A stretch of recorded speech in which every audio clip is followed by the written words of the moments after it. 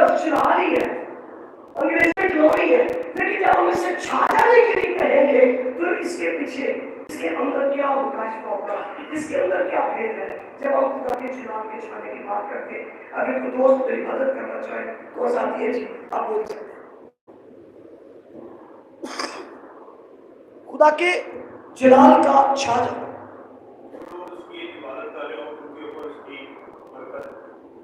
جی اصل میں جب ہم خدا کے جلال کے چھا جانے کی بات کرتے ہیں تو اس سے مراد ہے کہ خدا کی حضوری کا ٹھہرنا، سارے ہوئے کہ خدا کی حضوری کا ٹھہرنا، خدا کے تخت کا لگنا، اور اس لیے خدا کی حضوری اس لیے ٹھہرے کہ یہاں پہ کچھ عجیب کام ہو۔ ہلیلویا، اس کا تخت اس لیے لگے کہ یہاں پر اندھے دیکھے، گونگے بولے اور لگنے چلے، مردے زندہ ہو، کیونکہ اس کا جلال یہاں پر چھایا ہے۔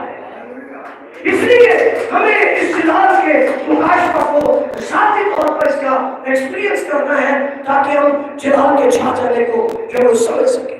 جلال جب چھاتا ہے تو کچھ بھی کہنا اور کرنا نہیں پڑتا، اس کی سپر نیچرل پاور جو ہے وہ قدرت جو ہے وہ چیزوں کو خود بخود جو ہے وہ کرنا شروع ہو جاتی ہے۔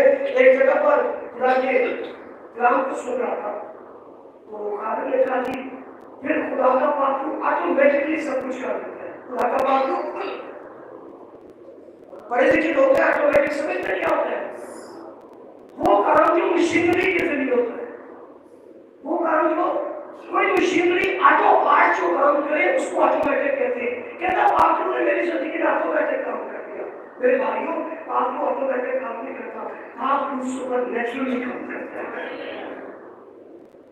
پاک کو آٹومیٹک کرنا ہو، میں نے فون آپ کو لگیا میں نے کر دیا آٹومیٹک ہے، پاک کو بھی آٹومیٹک کرنا، پاک کو آٹومیٹک، خدا آٹومیٹک کام نہیں کرتا، کلام آٹومیٹک کام نہیں کرتا، اس کی سوری آٹومیٹک کام نہیں کرتی، دعا آٹومیٹک کام نہیں کرتی، خدا نے آٹومیٹک نہیں مدد کر دی۔ خدا آٹومیٹک نہیں ہے بھائی، خدا سپر نیچرل ہے۔ وہی خدا کیسے جی بھائی سب ٹائم تک ہو گیا میرے خیال۔ چلے جی میں جلدی سے اسے کمپلیٹ کرتا ہوں۔ بڑی باتیں دل میں بڑا کچھ ہے، لیکن والد صاحب کے اسٹیج پر آنے کا مطلب ہے کہ ان پاس کرو۔ اوکے جی آخری بات نہیں، یہ سارے آپ کی لیڈر ہے وہ بھی ملے گئے، مجھے پتا کہ دو مل رہے ہیں۔ اوکے اچھا جی آخری تیسری بات، خدا کے جلال کا ظاہر ہو۔ کیا جی؟ اس کا کیا مطلب ہوتا ہے؟ ہم بڑی دفعہ دعاؤں میں کہتے ہیں اور گیتوں میں بھی کہتے ہیں اور لوگوں کو بھی کہتے ہیں خدا کا جلال ظاہر ہو۔ اچھا جب ہم کہتے ہیں خدا کے جلال کا ظاہر ہونا تو اس سے مراد ہے کوئی قدرت کا ظاہر ہونا، کسی معجزے کا ہونا، کسی عجیب کا ہونا۔ جب ہم کہتے ہیں خدا کے جلال کا ظاہر ہونے سے مراد ہے کوئی قدرت ظاہر ہو، کوئی معجزہ ہو، کوئی عجیب کام خدا کرے۔ اب لفظ ایک ہے، لیکن آج اس موضوع کو اس لیے آپ سے ڈسکس کیا گیا کہ ہمیں اس بات کو ہم انڈرسٹینڈ کریں کہ نیکسٹ جب ہم خدا کے جلال کے لیے بولیں گے تو مجھے معلوم ہوگا کہ کس سینس میں خدا کو گلوریفائی کریں، کس سینس میں میں خدا کو جلال کے لیے کہتا ہوں۔ جب ہم خدا کے جلال کے ظاہر ہونے کی بات کرتے ہیں تو اس سے مراد ہے خدا کا جو معجزہ ہو، خدا کوئی قدرت ظاہر کرے، خدا کوئی عجیب کام کرے۔ یوحنا 11:30 میں جب ہم پڑھتے ہیں، جب لازر قبر کے اندر تھا تو مرتا جو بڑی بے دین ہو چکی تھی اور یہ کہتی تھی، جب یسوع نے پوچھا کہ اسے کہاں رکھا تو کہنے لگی کہ خدا آپ مجھ سے مرے 4 دن ہو گئے ہیں، کیونکہ آپ اس میں سے کیا آ رہی ہے، بو آ رہی ہوگی۔ تو یسوع مسیح نے سے کہا، کیا کہا جو آپ یاد ہے؟ کیا میں نے تجھ سے نہ کہا تھا اگر تو ایمان لائے گی تو خدا کا۔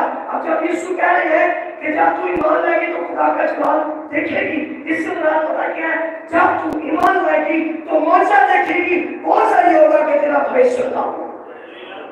جب یسوع کہہ رہے کہ تو جلال دیکھے گی، اس سے مراد جلال ظاہر ہوگا، سے مراد ہے تو معجزہ دیکھے گی، تو قدرت دیکھے گی، تو عجیب کام دیکھے گی، اور تو آج